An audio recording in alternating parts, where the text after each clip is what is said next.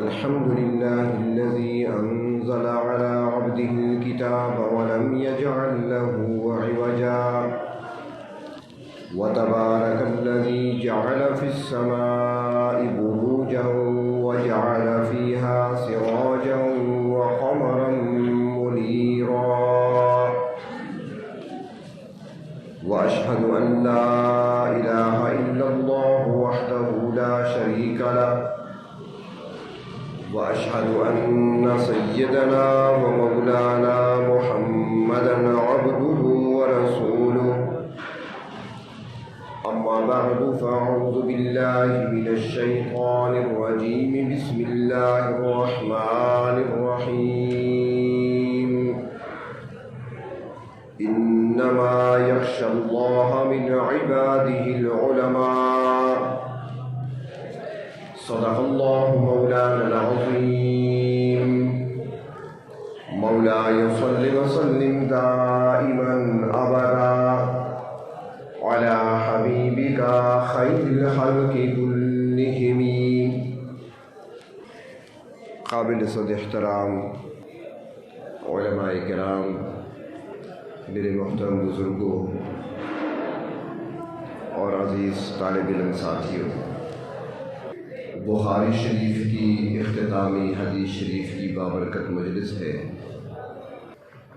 اور یہ ایک ایسا موقع ہوتا ہے جہاں پر دعائیں قبول ہوتی ہیں، اللہ رب العزت کی رضا حاصل ہوتی ہے. آپ سے مخاطب ہونے کا اور کچھ کہنے کا حکم ملا. تعبیر حکم میں دو چار باتیں عرض کرنی ہیں. سب سے پہلی بات، اپنے طالب علم ساتھیوں سے میں یہ عرض کروں گا کہ اپنے اکابر کی تاریخ سے ضرور واقفیت حاصل کریں.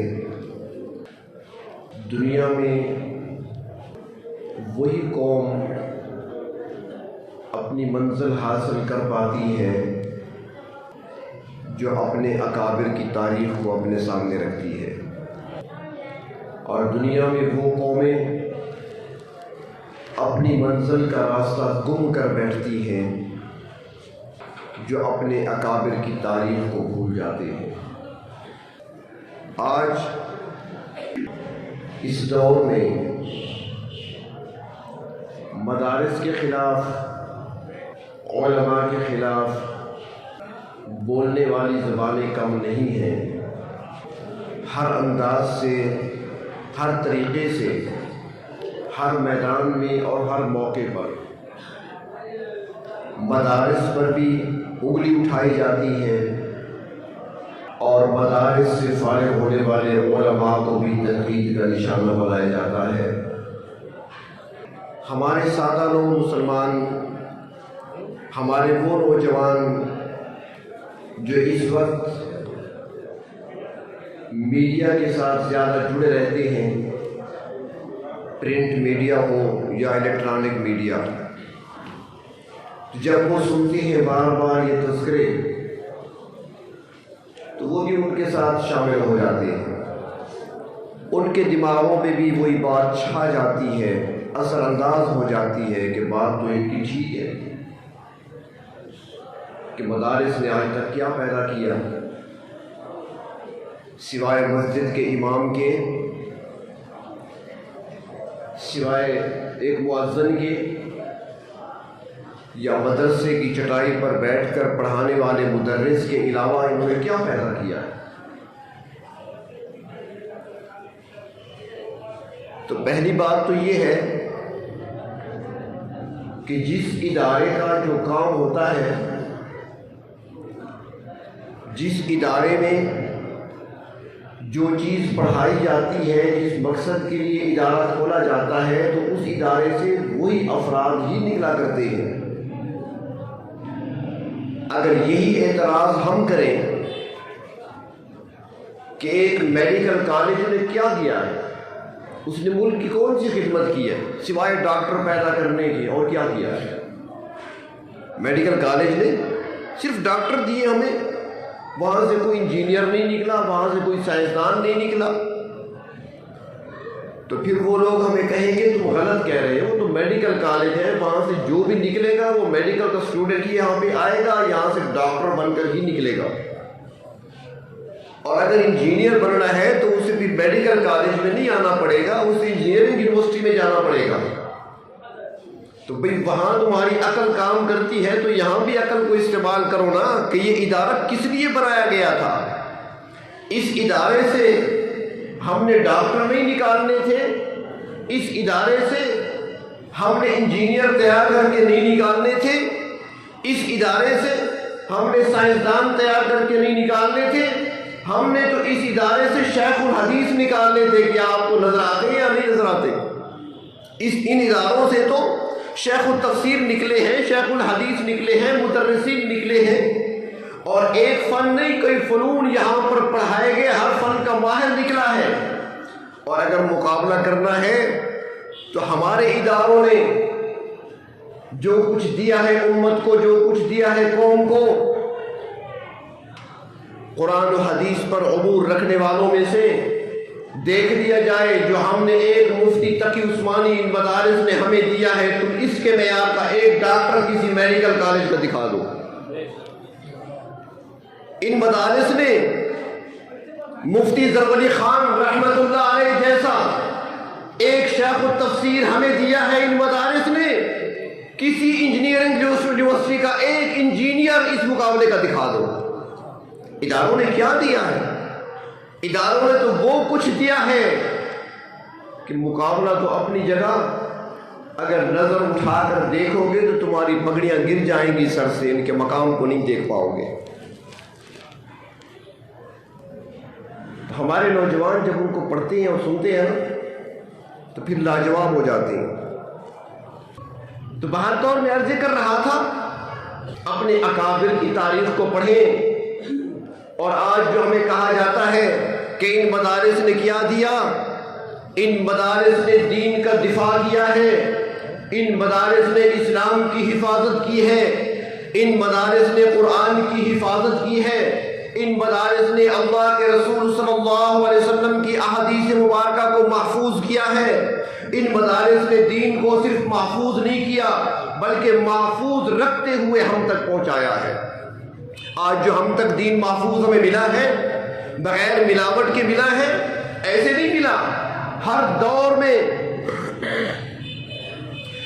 دور میں دین کو مٹانے کے لیے کوششیں کی گئیں، ہر دور کے اندر دین میں ملاوٹ کرنے کی کوشش کی گئی، مختلف انداز سے فتنے آتے رہے، کبھی خوارج کی صورت میں فتنہ آیا، کبھی معتزلہ کی صورت میں فتنہ آیا، کبھی دین اکبری کی صورت میں فتنہ آیا، کبھی مرزے کی صورت میں فتنہ آتا ہے، دنیا میں کئی فتنے آتے رہے دین کو مٹانے کے لیے، دین میں ملاوٹ پیدا کرنے کے لیے، لیکن ہمارے اکابر نے، ان مدارس سے نکلنے والے علماء نے، فضلاء نے جانوں پر کھیل کر دین کی حفاظت کی ہے، اور آج تک دین کو محفوظ رکھا ہے شر پسندوں کے شر سے۔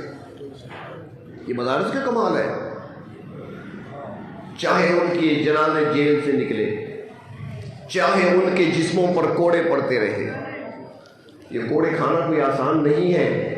امام احمد ابن حنبل رحمت اللہ علیہ، ان کے بارے میں آتا ہے، مورخین لکھتے ہیں کہ ایک درباری کہتا ہے جب امام صاحب کے جسم پر شاہی دربار میں کوڑے برس رہے تھے، ایک دیکھنے والا درباری جو منظر دیکھ رہا تھا اس نے بتایا اور وہ تاریخ کا حصہ بن گیا۔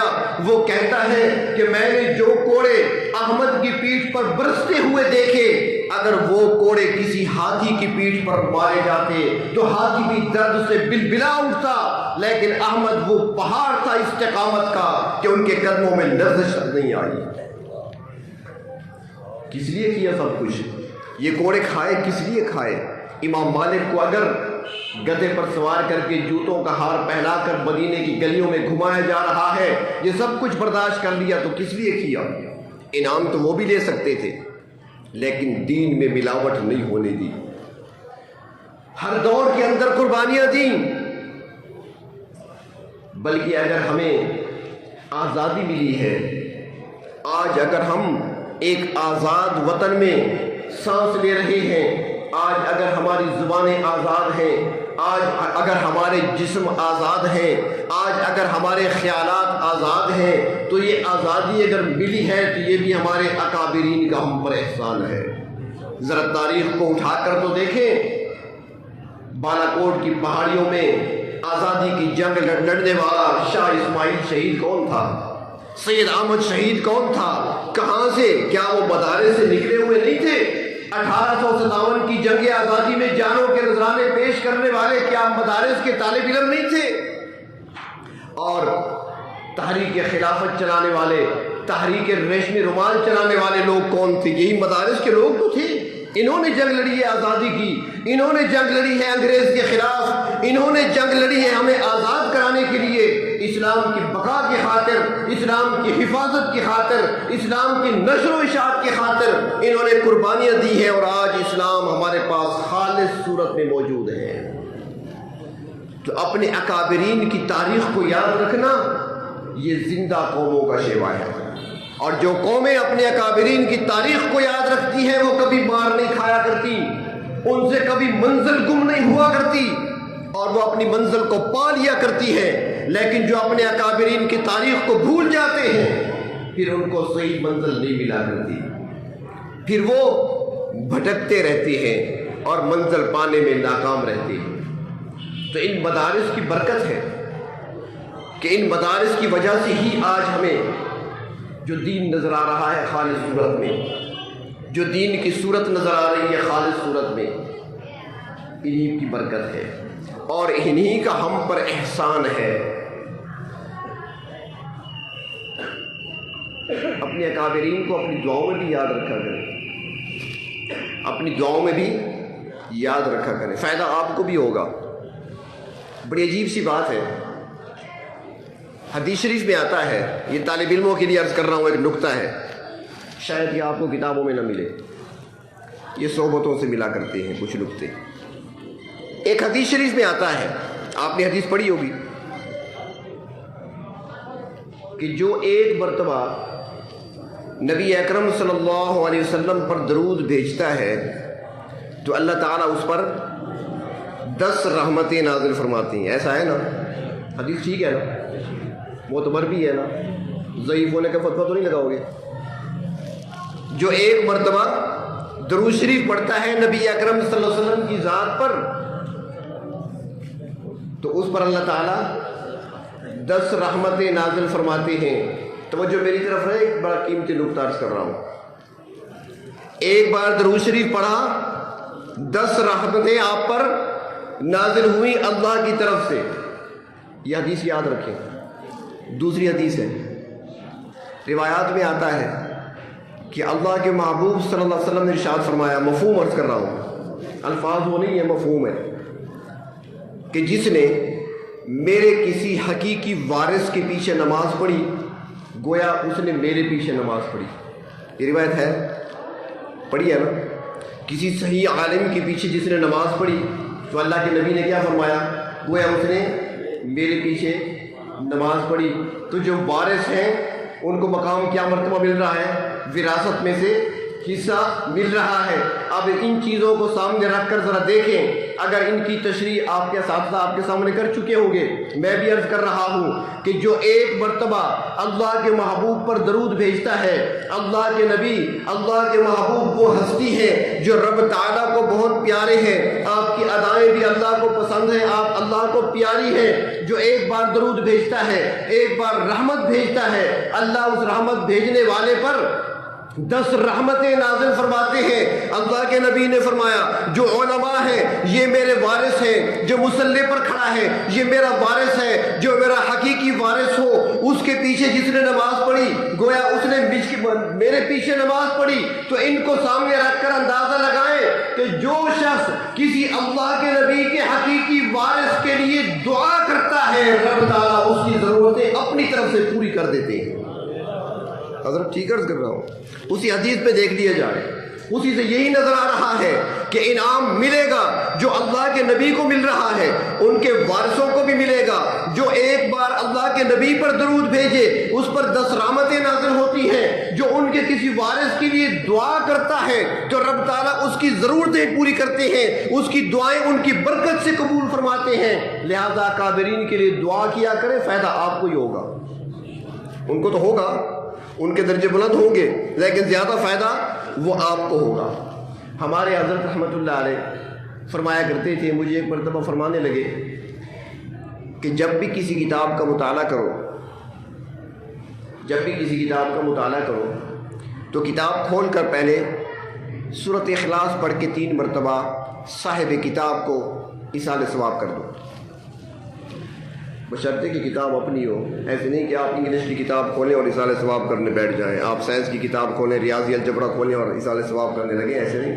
ہمارے اپنے اکابرین کی جو کتابیں ہیں، حدیث کی شرح ہے یا کوئی تفسیر کی کتاب ہے یا مظہری کھولی ہے، ابن کثیر کھولی ہے، جو بھی کھولی ہے آپ نے، تو پہلے ایصال ثواب کر لیں۔ فرمایا میرے حضرت رحمۃ اللہ علیہ نے کہ آزما کر دیکھ لو، ایک بار ایصال ثواب تم کرو گے، اللہ تعالیٰ اس کے بدلے میں کتنی برکتیں عطا فرماتے ہیں۔ آپ اس کو آزما کر دیکھ لیں، کتاب کا مطالعہ کرنے سے پہلے ایصال ثواب کریں، اس کے بعد کتاب کھولیں۔ جو کتابیں آپ نے پہلے پڑھی ہے وہ آپ کو یاد نہیں ہوگی، جو آج پڑھیں گے ساری زندگی نہیں بھولے گی۔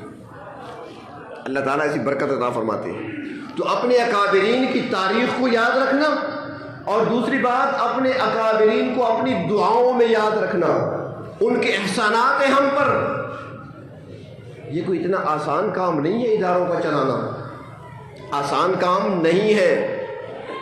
صرف ایک بات کو آپ دیکھ لیں کہ کسی کے سامنے ہاتھ پھیلانا، کسی سے مانگنا، یہ کوئی آسان بات ہے؟ کوئی بندہ کر سکتا ہے ایسا؟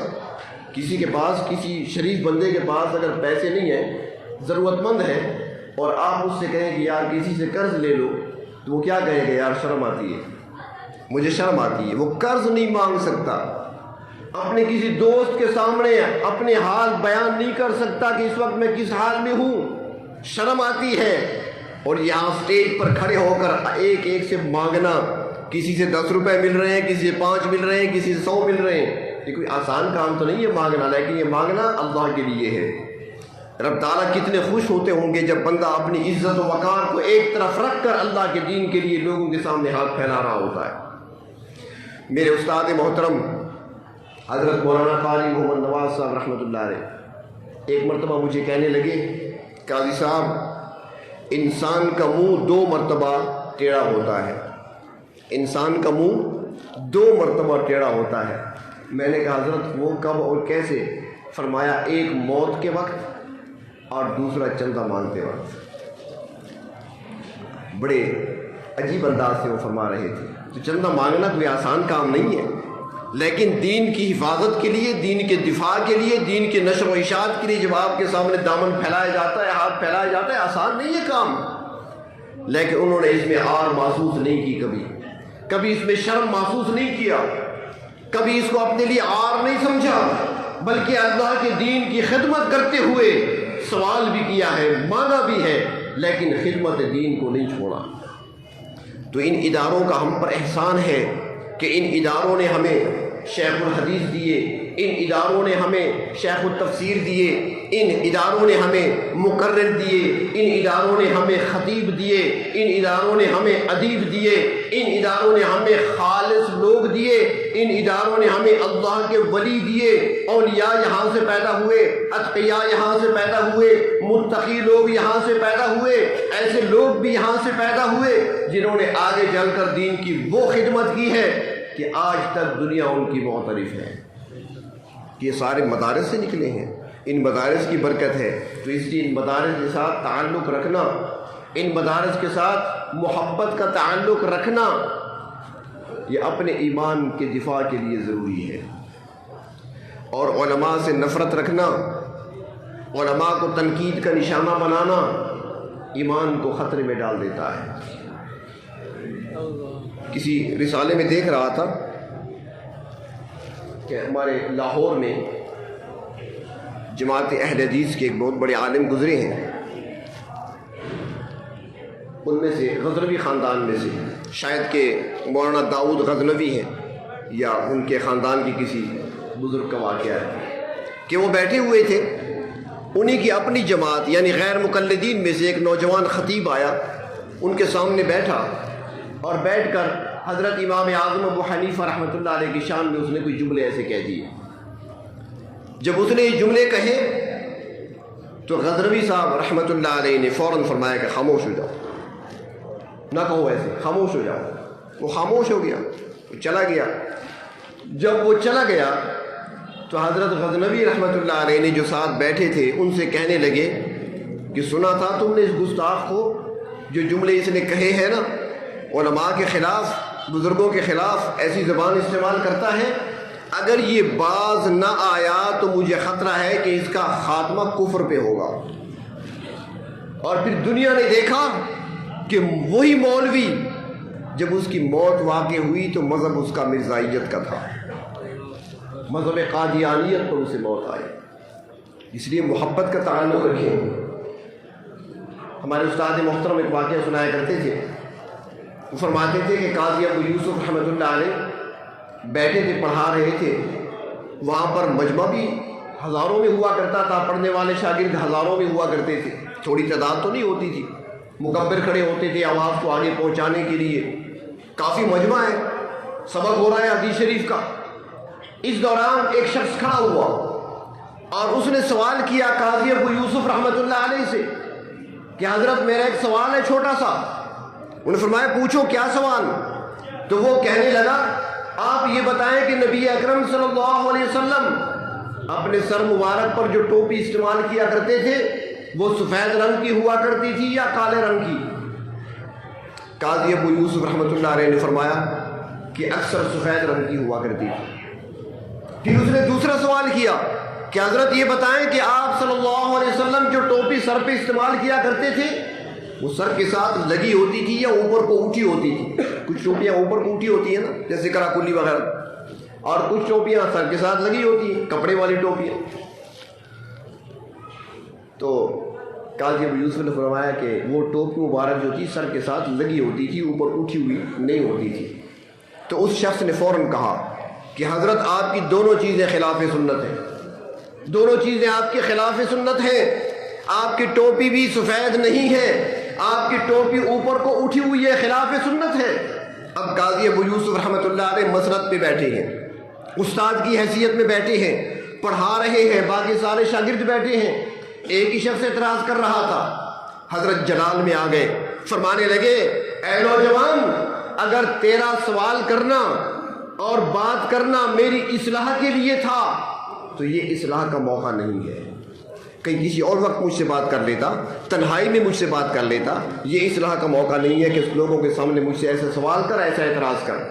اور اگر تیری نیت اور تیرا ارادہ تنقید کرنا تھا تو پھر سن لے، اپنے خاتمے کی خیر منانا۔ لکھا ہے علماء نے کہ اس شخص کی موت کفر پہ ہوئی۔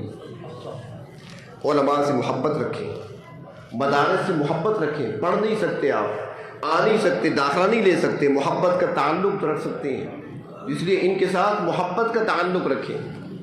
اور نوجوان خطباء سے بھی میری گزارش ہوگی کہ آپ بھی احتیاط کریں۔ ہمارے اکثر کچھ ساتھی ہوتے ہیں نا مولوی صاحبان جو فارغ ہوتے ہیں مدرسے سے، یہ جالی والی ٹوپی سر پہ 10 15 20 25 روپے کی وہ سر پہ رکھی، اور پاؤں میں جوتا جو ہوتا ہے نا وہ 1000 1500 کا ہوتا ہے، سر پہ ٹوپی 15 روپے کی ہوتی ہے۔ اس کا خیال رکھیں، سر کی جوتی سے، پاؤں کی جوتی سے جو سر پہ باندھا ہے اس کی قیمت زیادہ ہونی چاہیے، جو سر پہ ہے اس کی قیمت پاؤں کی جوتی سے زیادہ ہونی چاہیے۔ اور بازاروں میں گھومنے سے بہت احتیاط کریں، ورنہ وہ نحوست ملتی۔ ویسے بھی بازاروں میں کام نہیں ہے ہمارا، یہ رمضان شریف میں ہماری مارکیٹ میں اختتامی دعا ہوتی ہے 29 کی رات، ختم ہوتا ہے وہاں پر، تو اختتامی دعا بھی ہوتی ہے۔ تو گزشتہ سال یا اس سے پہلے سال دعا ہوئی، دعا کے بعد ہم نیچے اترے، واپسی تھی، بازار میں رش تھا، ایک دن باقی تھا عید سے، روزہ ایک روزہ باقی رہ گیا تھا، تو بازار کی طرف نکلے تو بہت زیادہ عورتیں تھیں، رش تھا تو بہت ساری عورتیں سامنے سے آ رہی تھیں۔ میں ایک سائڈ پہ ہو گیا، میرے ساتھ جو ساتھی تھے ان سے میں نے کہا راستہ دے دو، ہم سائڈ پہ ہو گئے، راستہ دیا عورتوں کو، جب وہ عورتیں ہمارے قریب سے گزرنے لگیں تو ایک عورت نے باقی عورتوں سے کہا کہ پتہ نہیں ان مردوں کا بازار میں کیا کام ہے۔ یقین جانیے اس عورت نے کہا دوسروں سے کہ ان مردوں کا پتہ نہیں انہوں نے بازار کیا کام ہے۔ جب میں نے سنا نا، میں نے ساتھیوں سے کہا سن لیا نا، جو ہمارا کام ہی نہیں ہے تو میں نہیں آنا چاہیے۔ تو اس لیے نوجوان جو ہمارے علماء فضلاء ہیں ان سے میری گزارش ہے، دستبستہ عرض کرتا ہوں کہ بازاروں میں گھومنے سے، ہوٹلوں میں بیٹھ کر چائے پینے اور کھانے پینے سے احتیاط کیا کریں، بہت احتیاط کیا کریں، ورنہ ان کے نقصانات بہت زیادہ ہیں۔ اور اس لیے کہہ رہا ہوں کہ الحمدللہ ہمارے اساتذہ نے جو ہمیں سکھایا تھا اس میدان میں 1988 سے الحمدللہ کام کر رہے ہیں۔ میرے خیال میں آپ میں سے کسی نے کسی ہوٹل پر چائے پیتے نہیں دیکھا ہوگا اور نہ ہی بازار میں گشت کرتے ہوئے دیکھا ہوگا۔ بغیر ضرورت کے نہیں جاتے بازار، کبھی کبھار کوئی کام ہو تو نکل پڑتے ہیں، ورنہ احتیاط کرتے ہیں۔ اور کس لیے ہمارے استادوں نے ہمیں روکا تھا، تو آپ کو بھی اساتذہ نے روکا ہوگا، تو یہی میری درخواست ہے کہ اپنے اساتذہ کی بات کی لاج رکھ لینا اور اپنی عزت و وقار کا خیال رکھنا۔ اللہ رب العزت نے جو مقام اور مرتبہ عطا فرمایا ہے اس کے شکر کا ایک یہ بھی خیال ہے اور ایک طریقہ ہے شکر ادا کرنے کا کہ اس کی لاج رکھیں، علم کی بھی لاج رکھیں، اپنے مقام اور مرتبے کی بھی لاج رکھیں۔ اللہ تبارک و تعالیٰ آپ کو دنیا میں بھی عزتوں سے نوازیں گے اور آخرت میں تو انشاءاللہ مقام ہوگا ہی۔ اللہ تبارک و تعالیٰ ہم سب کو اپنے پسندیدہ اور نیکوکار بندوں میں شامل فرمائے۔ وآخر دعوانا ان الحمد للہ رب العالمین۔